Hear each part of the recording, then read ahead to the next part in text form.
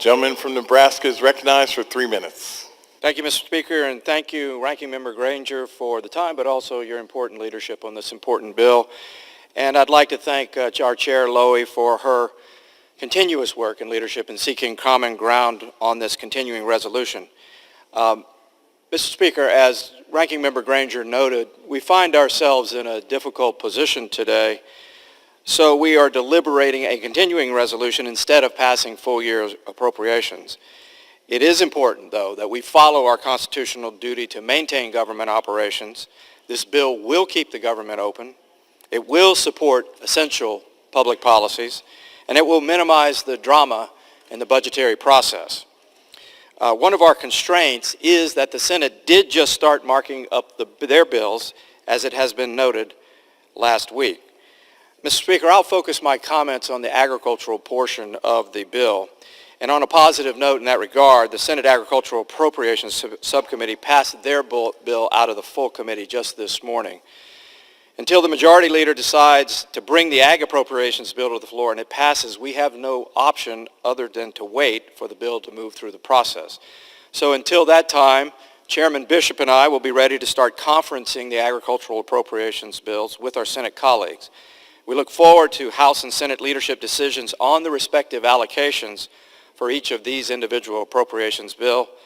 And on that note, I would strongly recommend that the House and Senate leaders keep in mind the critical needs of the agricultural and rural communities, as well as food and medical product safety when arriving at the final number for allocations. As ranking member of the Agricultural Subcommittee, I was surprised to learn that in the initial draft of this bill, it would have halted desperately needed payments to our farmers and ranchers in rural communities.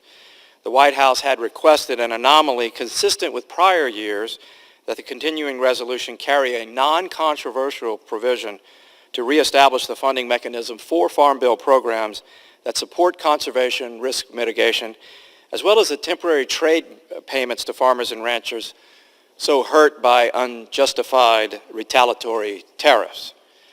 The majority did recognize the harm of not including this provision, and for that I'm very grateful. And I would like to make a plea to keep farmers and ranchers out of any political disputes. America's farmers are hurting, and now is the time for further bipartisan solidarity. Second, Mr. Speaker, this bill corrects an oversight in the disaster spending bill to help sugar beet farmers in the Midwest. These hard-working farmers have been devastated by 2 years of flooding, and they do deserve equal assistance as others who have faced unprecedented damage to their crops and their livelihoods due to extreme weather events. Mr. Speaker, I support this resolution. Let's keep working hard to finish the rest of the job, and I yield back.